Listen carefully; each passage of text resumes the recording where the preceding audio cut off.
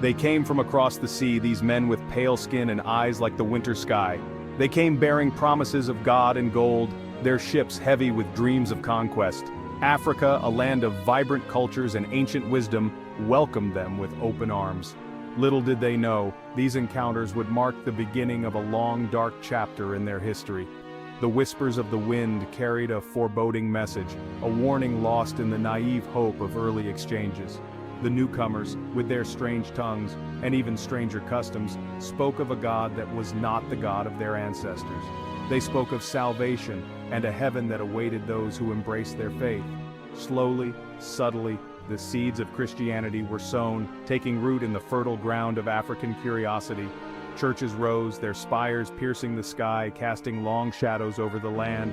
The old ways, the ancient rituals began to fade, replaced by a new order, a new belief system. This conversion, however, was not always a peaceful exchange of ideas.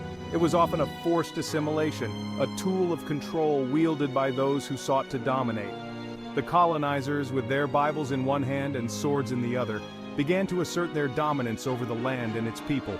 The whisper of the wind grew louder, now a mournful cry echoing across the savannas and through the dense jungles.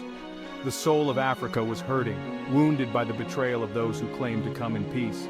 The embrace of Christianity, once seen as a bridge between two worlds, was slowly morphing into a chain. It was a chain that would bind Africans to a destiny not of their own choosing, a destiny of servitude and suffering. The ancestors cried out, their voices drowned out by the clatter of chains and the mournful cries of those being torn from their homeland. A darkness was descending upon Africa, a darkness that would stain the pages of history with the blood and tears of millions. The gospel, once a message of love and redemption, was twisted, contorted into a tool of oppression. The church, once a sanctuary for the weary and the lost, became complicit in the greatest crime against humanity the world had ever seen. In the hallowed halls of worship, pronouncements were made, pronouncements that would echo through the ages with the chilling weight of condemnation. Africans, they declared, were children of a lesser God, destined for servitude. They justified their actions with scripture, twisting verses to fit their own perverse narratives. They spoke of predestination, of a divine order that placed them at the top of the hierarchy of humanity, while Africans languished at the bottom. This divinely ordained order, they argued, sanctioned their actions, absolved them of their sins. The cries of the enslaved, the pleas for mercy, fell on deaf ears. The church, with its immense power and influence, became a cornerstone of the slave trade.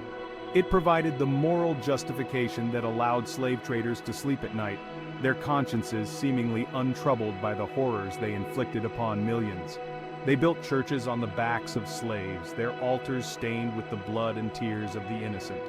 The hymns of praise and worship must have sounded like cruel mockery to those whose lives had been shattered by the very institution that claimed to offer salvation.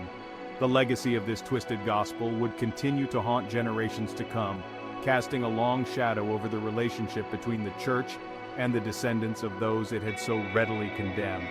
The wound, deep and festering, would take centuries to heal, if it ever truly could. It served as a stark reminder of the dangers of blind faith and the ease with which even the most sacred of texts could be manipulated to serve the darkest of agendas. The church, in its complicity, had betrayed its own teachings, sacrificing its moral authority on the altar of greed and power.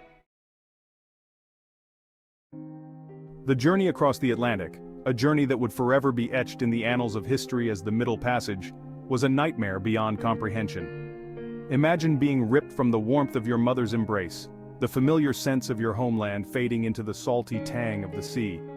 Imagine the terror of being shackled, treated not as a human being but as cargo, herded onto a ship destined for an unknown land. This was the fate that awaited millions of Africans, their cries swallowed by the vastness of the ocean. The ships, their decks reeking of death and despair, became floating coffins. Crammed into the hold, denied even the basic dignity of space and light, Africans endured unimaginable suffering. Disease ran rampant, claiming the lives of countless souls. The cries of the sick and the dying mingled with the creaking of the ship and the roar of the waves, a symphony of despair that echoed across the Atlantic. Those who dared to resist, to fight for their freedom, were met with brutal force. The ocean floor became a graveyard, littered with the bones of those who never made it to the other side. The sharks, drawn by the scent of death, trailed the ships, their shadows gliding beneath the waves, a constant reminder of the ever-present threat of oblivion. The Middle Passage was a testament to the depths of human cruelty, a stark reminder of the capacity for evil that resides within the human heart. For those who survived the harrowing journey, a new kind of hell awaited them. The shores of the New World, far from being a beacon of hope, represented the beginning of a life sentence of forced labor, brutality, and dehumanization. They would be stripped of their names, their identities, their very humanity. The Middle Passage was not just a journey across the Atlantic, it was a journey into the heart of darkness.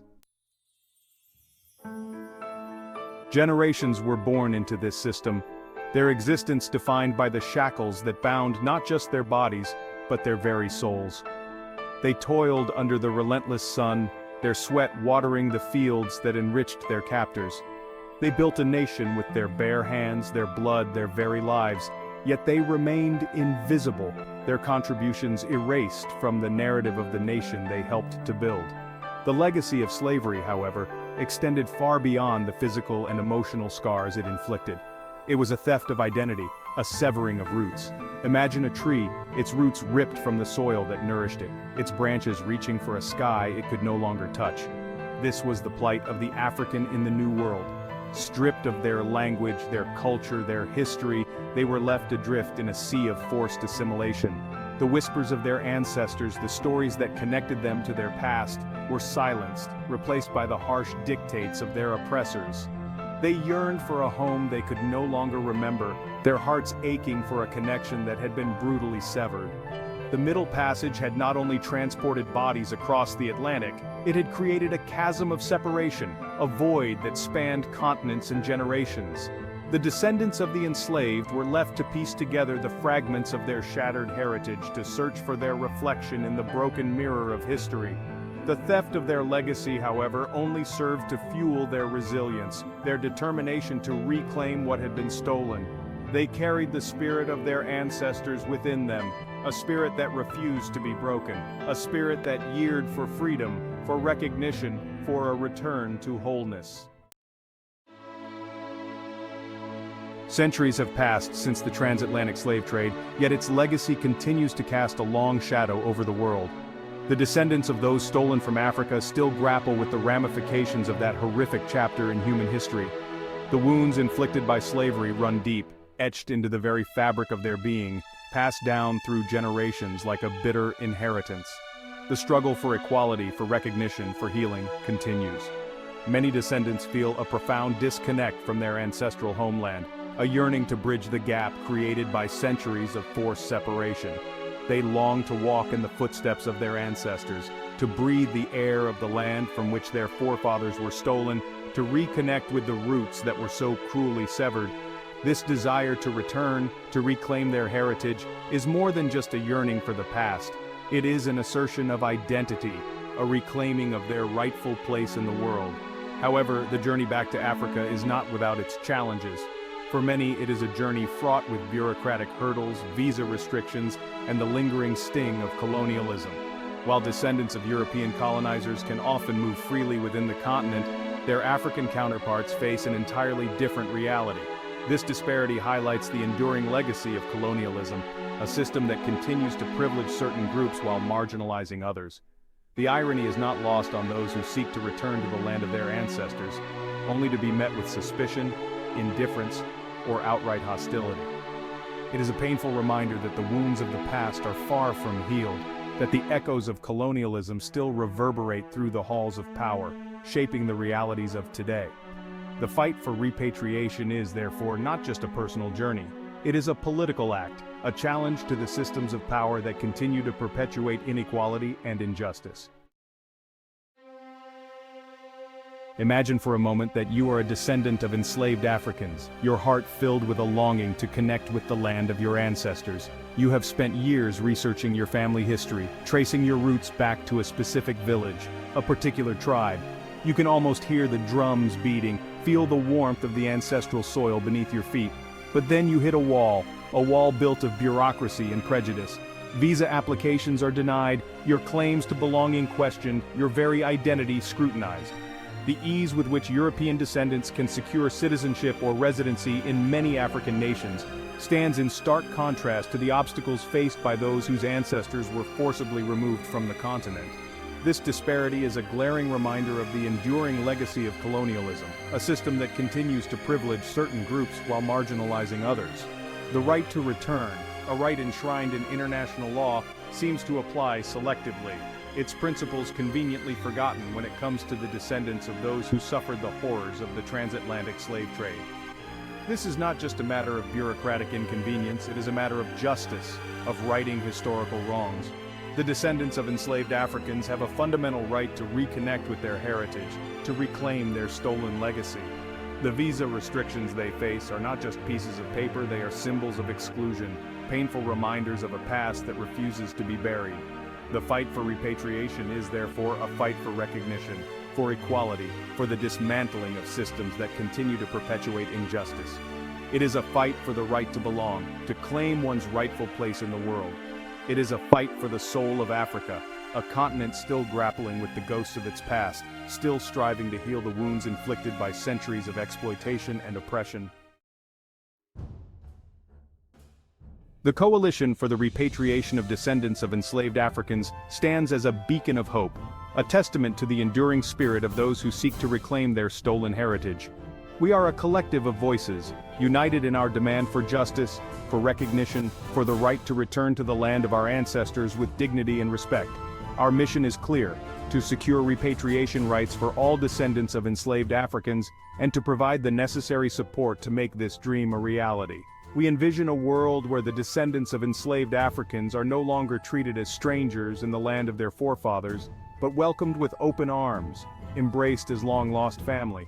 We envision a world where the legacy of slavery is not forgotten, but rather transformed into a catalyst for healing, reconciliation, and empowerment. We are not asking for handouts, we are demanding what is rightfully ours. Our fight is not just about securing a piece of land, it is about reclaiming our stolen heritage, our dignity, our rightful place in the world. It is about healing the wounds of the past, bridging the gap created by centuries of forced separation. It is about creating a more just and equitable future for all. We call upon all nations, all people of conscience, to stand with us in this righteous struggle. The time for apologies is long gone. The time for action is now. We demand that our right to return be recognized, not just in words but in deeds. We demand that the legacy of colonialism be dismantled, its systems of oppression replaced with structures that promote equality and justice. We demand that the descendants of enslaved Africans be given the opportunity to rebuild their lives in the land of their ancestors, to contribute to the development of the continent that was stolen from them. The journey back to Africa is not just a physical journey, it is a spiritual one, a journey of self-discovery, of healing, of reclaiming one's identity. It is a journey that begins in the heart, with a yearning to connect with something larger than oneself, to draw strength from the ancestral wellspring. It is a journey that requires courage, resilience, and an unwavering belief in one's birthright. We, the descendants of enslaved Africans, carry the spirit of our ancestors within us. We are the living embodiment of their resilience, their strength, their unwavering belief in freedom. We are the keepers of their stories, the inheritors of their dreams. And we will not rest until we have reclaimed our rightful place in the world. The journey home is not always easy. There will be challenges, setbacks, and moments of doubt. But we must never lose sight of our goal, never give up hope. For the journey itself is a form of resistance, a powerful affirmation of our humanity, our dignity, our unwavering belief in the promise of a brighter future. Join us on this journey of healing, of reconciliation, of reclaiming our birthright. Together, we can rewrite the narrative of history, transforming the legacy of slavery into a testament to the enduring power of the human spirit. Together, we can build a world where all people are free to live in dignity and peace, their roots firmly planted in the soil of their ancestors. Let the journey home begin.